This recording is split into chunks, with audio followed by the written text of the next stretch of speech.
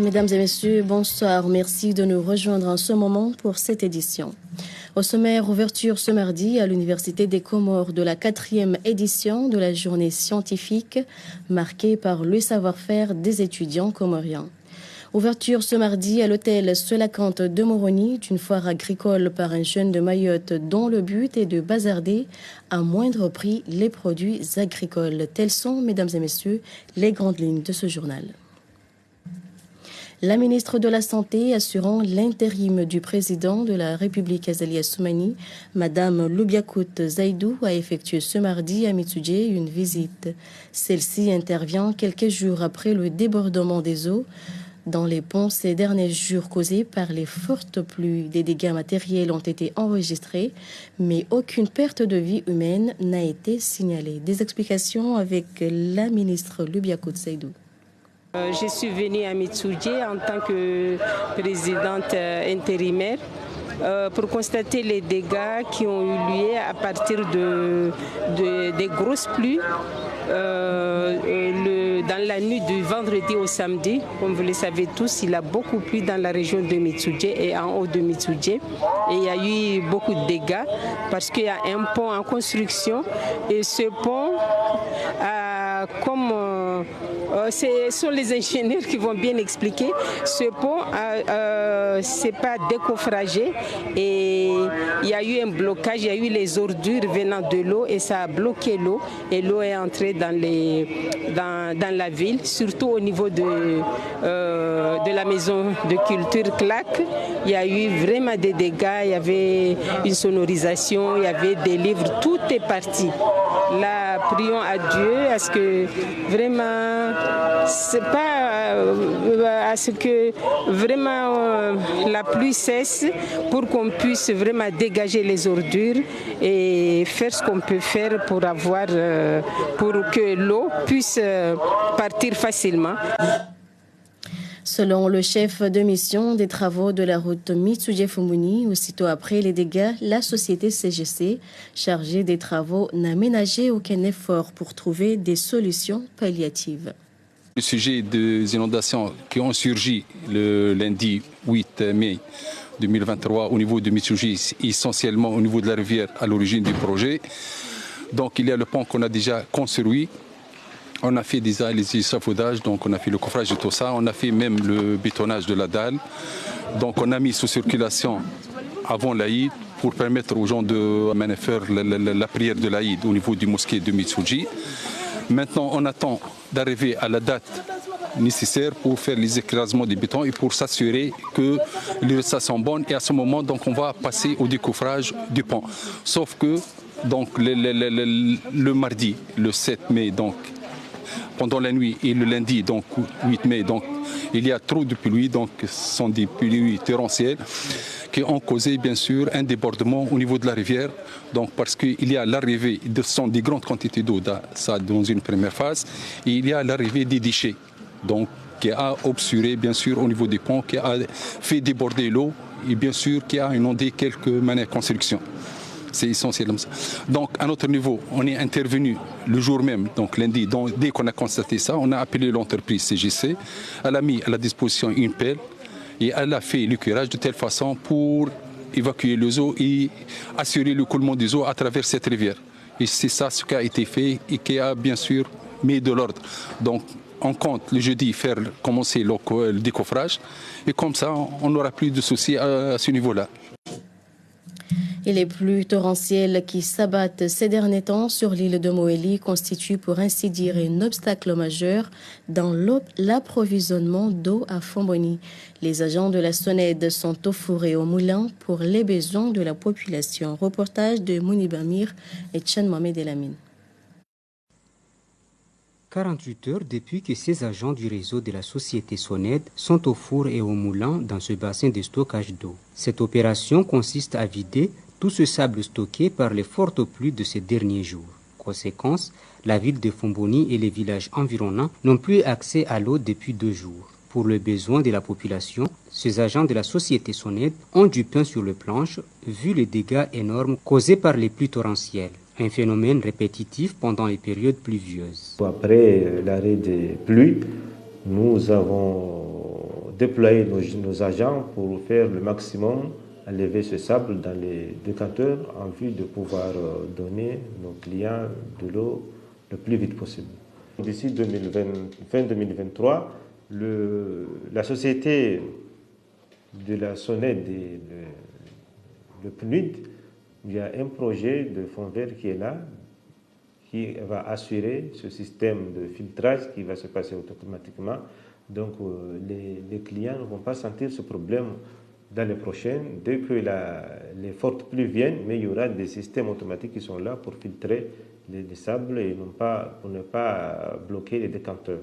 Le changement climatique qui se vit partout dans le monde prend au dépourvu particulièrement les agents de la Société nationale d'exploitation et de distribution des eaux au niveau de l'île de Mouéli. Il est donc temps à ce que la SONED trouve une solution pour permettre à la population d'avoir de l'eau pendant toutes les saisons dans l'ensemble de l'île. Autre volet de cette édition, l'intervention du président de la République, Azali Assoumani, à France 24 a suscité des réactions positives de la population et notamment au sujet de l'opération Wambushu, mais aussi de la situation qui prévaut actuellement au Soudan. Nous vous proposons quelques réactions à ce sujet. Tout d'abord, je tiens à remercier le chef de l'État parce qu'il a osé dire la vérité, rien que la vérité. Parce que nous, Comoriens, nous sommes du côté du droit, c'est-à-dire du droit international. Et aucun droit, aucune constitution d'un pays, forte qu'elle soit, n'est supérieure au droit international. Nous n'avons pas la force militaire, mais nous avons la capacité politique, intellectuelle, culturelle, linguistique et tout ce que nous avons pour prouver au monde entier que cette entité insulaire, c'est une entité de l'archipel des Comores. Au vu du droit international, nous, Comoriens, l'île de Mayotte, c'est une île à part entière aux Comoriens, sans aucun doute. D'abord, en tant que Comorien, je suis très satisfait de l'intervention du président. D'abord, prendre des plateaux français en France pour montrer la position comorienne, qui est celle de dire que Mayotte est comorienne et de rester pour toujours, et de montrer aussi que la situation de Mayotte d'aujourd'hui et de la responsabilité de la France. C'est la France qui est responsable, parce que c'est elle qui dirige Mayotte par la force. Mayotte est comorienne, en géographie, en population et en nature. Le président comorien a montré très bien que ce qui se passe à Mayotte aujourd'hui est le fruit de maltraitance et de l'éducation des enfants à Mayotte et qui devait être suivie et faite par la France. Très sincèrement, j'ai eu un sentiment de fierté.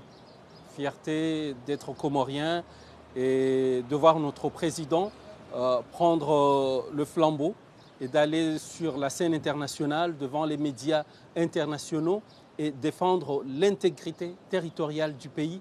C'est quelque chose de très salutaire et je salue beaucoup plus cette initiative.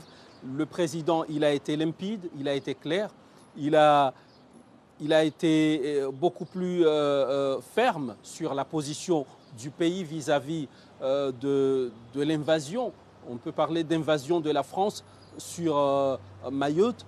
Donc le président, il n'a pas tergiversé, mais il a été ferme pour montrer la position des Comores sur la question de Mayotte. Et je pense que c'est à saluer. Moi, en tout cas, quand j'ai suivi l'intervention du président sur TV5 Monde, sur France 24, le journal, la presse écrite Le Monde, j'ai eu un sentiment de fierté parce que ça quand même, le président, il a mis la barre là où il faut et c'est très salutaire.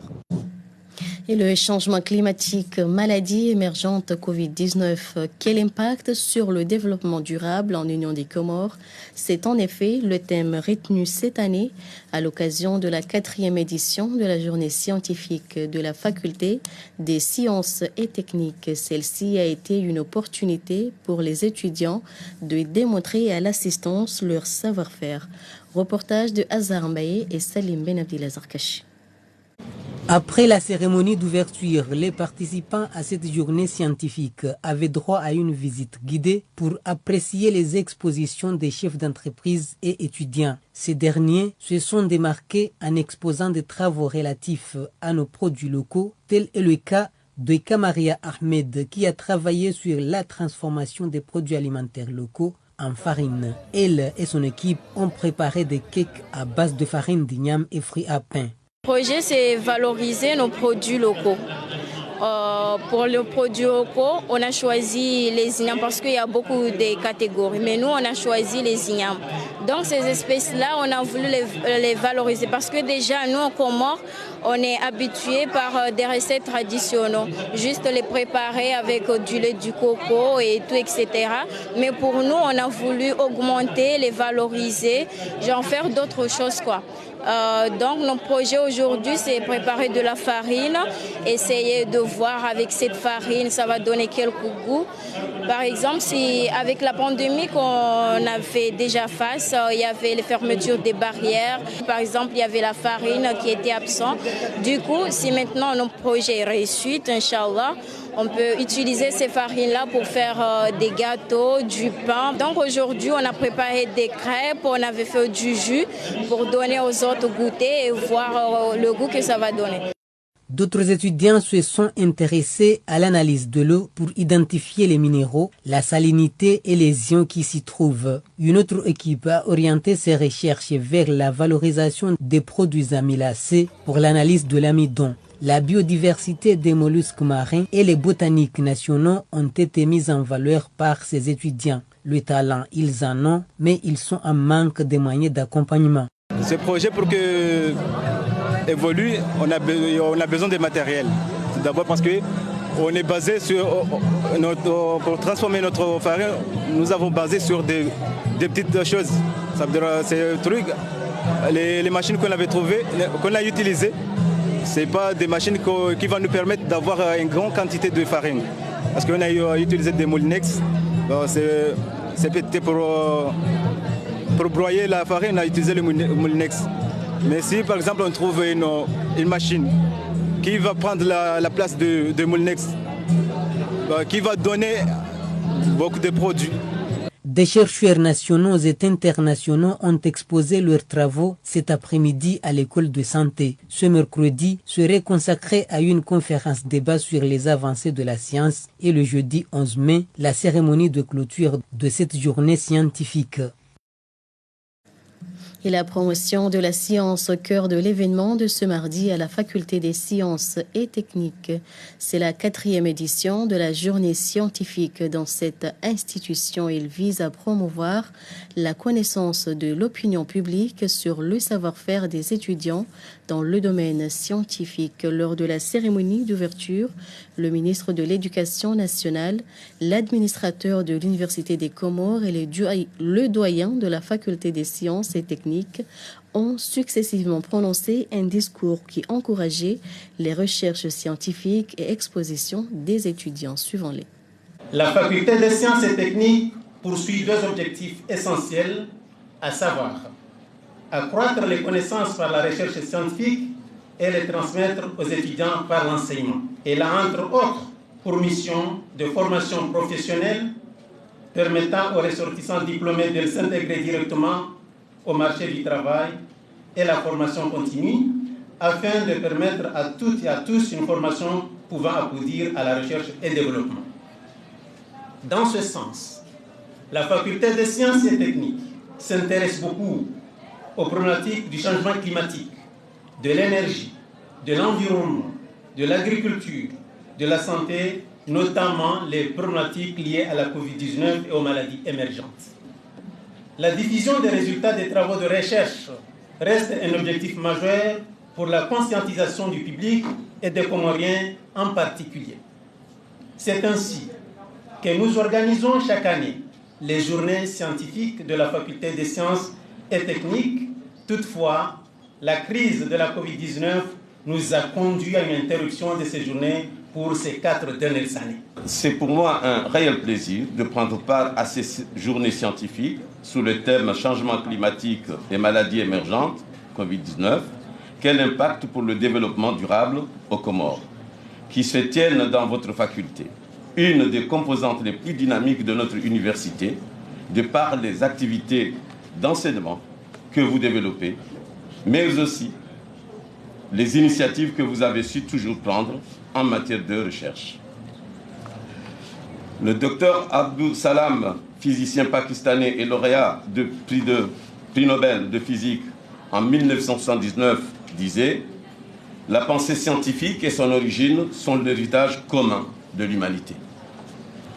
En effet, la coopération scientifique est donc apparue comme un outil de paix au lendemain de la Seconde Guerre mondiale sous l'égide de l'UNESCO en 1955, lors de la conférence internationale des Nations Unies sur l'utilisation de l'énergie atomique à des fins pacifiques, connue sous le nom des atomes pour la paix, qui s'est tenue à Genève. La recherche universitaire est et reste la pierre angulaire au développement de notre pays. Lors de notre atelier d'appropriation et de vulgarisation du plan Comores émergent, tenu en juillet 2021, nous nous sommes accordés de faire de l'Université des Comores un vecteur de cohésion sociale et de développement économique. Dans cette dynamique, notre université doit jouer en effet un rôle important dans la formation des ressources humaines hautement qualifiées et compétentes. Je voudrais ici saluer la qualité du travail réalisé chaque année au sein de l'Université des Comores à travers cette faculté.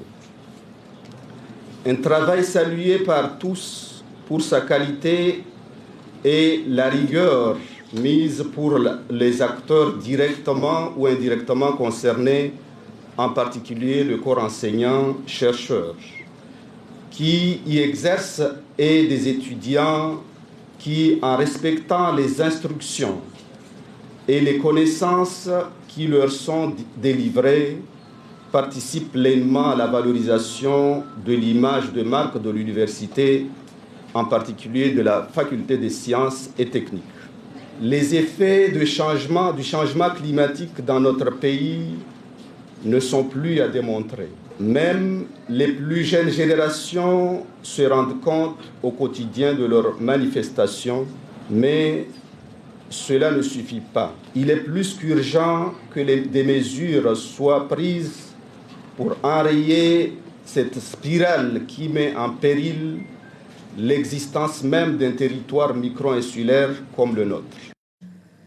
Et le bureau de l'Organisation internationale de travail, en collaboration avec la Confédération des travailleurs comoriens, CTC, a procédé ce mardi à Moroni à la validation de la note d'orientation de la CTC sur l'économie bleue aux Comores. Le document s'est structuré sur le secteur clé de l'économie bleue avec la formation et la création de l'emploi pour les jeunes. Le secrétaire général de la CTC, Salim Suleiman, nous fait le point. La Confédération des travailleurs des Comores, CTC, a enfin procédé à la validation de la note d'orientation sur le projet de l'économie bleue. Cela a pris des séminaires effectués dans les îles. Le but est d'identifier les besoins de chaque secteur. Ils ont retenu 3 principaux axes qui sont des notions à créer des emplois. Il s'agit du secteur de la pêche, du tourisme côtier et de la gestion des déchets. Aujourd'hui, les déchets sont aussi de la valeur ajoutée si on les gère comme il se doit. Certes, ça demande aussi une technologie de pointe, disons, pour la gestion de ces déchets, mais ça va aussi créer de travail.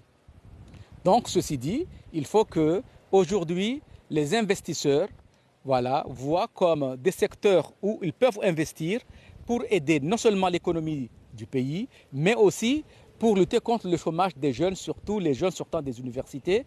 Nous savons que nous pratiquons une pêche artisanale jusqu'à maintenant, même s'il y a des embarcations motorisées. Nous savons que nos zones côtières là manquent beaucoup d'infrastructures qui pourraient maintenant faire venir les touristes, que ce soit les touristes internationaux ou bien les touristes au niveau local, national. Ça encore, c'est une grande opportunité là qu'il va falloir encore exploiter. Le développement de ces secteurs clés de l'économie bleue a pour but de faciliter la création de l'emploi pour les jeunes, les femmes et les personnes les plus vulnérables. L'économie bleue constitue une possibilité de développement durable pour les prochaines décennies. C'était les précisions de Chafaou Marouf. Ouverture ce mardi à l'hôtel Suelacante de Moroni d'une foire agricole organisée par un jeune originaire de l'île de Mayotte. Le but de celle-ci, c'est de faciliter la vie des consommateurs des produits agricoles ainsi que des fruits. Reportage de Halid Mzouri et Ahmed Nassor. À l'occasion de cette foire commerciale, des produits agricoles ont été exposés par le jeune Maoré Hassan Hamada et dont les prix sont à la portée de tous. Ce jeune Maoré Hassan Hamada a décidé de contribuer à l'émergence du pays prôné par le président Azali Assoumani. Pour ce faire, il s'est orienté vers l'agriculture après l'achat d'une parcelle de terrain à Moéli. Il dispose de 100 employés qui, chacun, perçoit 125 000 francs comoriens par mois. À l'en croire, cette initiative est d'une importance capitale pour le développement socio-économique du pays. On est partout à Moéli, on crée de l'emploi et on est basé spécialement dans l'agriculture, dans la vanille, des produits de rente et dans les produits vivrières et maraîchères. En tant que Maoré qui a investi ici chez nous aux Comores, le message c'est que, surtout en ce moment avec l'opération Wambouchou, comment les choses se passent, ce n'est pas la meilleure des choses, la meilleure des façons de faire les choses. Les jeunes qui sont nés à Mayotte, n'importe quelle origine est née leurs parents, c'est des Maorés. Moi j'ai envie de dire tout simplement que Mayotte et le gouvernement comorien, nos responsables, puissent s'asseoir, parce que je pense que depuis l'indépendance, il n'y a pas eu vraiment des dialogues réguliers, sérieux, sincères entre nous, pour qu'on puisse mieux vivre ensemble. Il est temps que la nouvelle génération prenne le taureau par les cornes pour des objectifs de développement socio-économique. Autre chapitre de ce journal, les mamies boxeuses se sont réunies ce lundi à la place de l'Indépendance avec d'autres femmes de différentes associations pour pratiquer l'aérobox, un moyen d'échanger sur la discipline pour le respect mutuel et la cohésion sociale. L'événement a été honoré de la présence de la gouverneure de Ngazidja, Moudini Siti Farwata, et du général Youssouf Idjiadi. Reportage en Liaou, Ayouba Abdallah et Ibrahim Kavavan.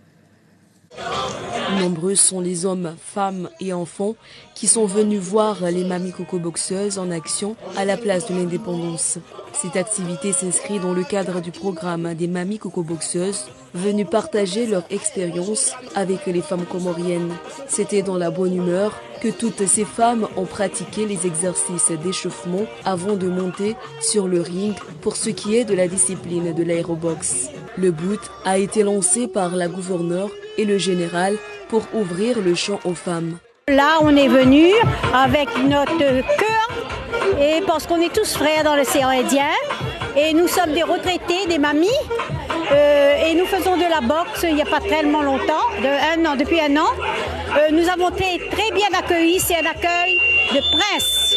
Grâce à Madame le gouverneur, Monsieur Béchézy, Monsieur Arras et tous ceux qui l'accompagnent, tous les Comoriens, on vous aime, on a été très bien reçus et on souhaite vous recevoir chez nous à La Réunion. Comment ça a été avec les autres femmes Les femmes, ça a été un très bon contact, très bonne relation, très bonne communication. Tout s'est passé très bien, que ce soit pour la boxe, pour la cuisine, pour les échanges de paroles. Ces femmes ont pris du plaisir à s'amuser et plus que ça, elles ont acquis plusieurs notions sur la discipline de l'aérobox, le respect mutuel et la cohésion sociale. Elles se sont montrées dynamiques et prêtes à affronter les échelons de la vie pour un développement durable.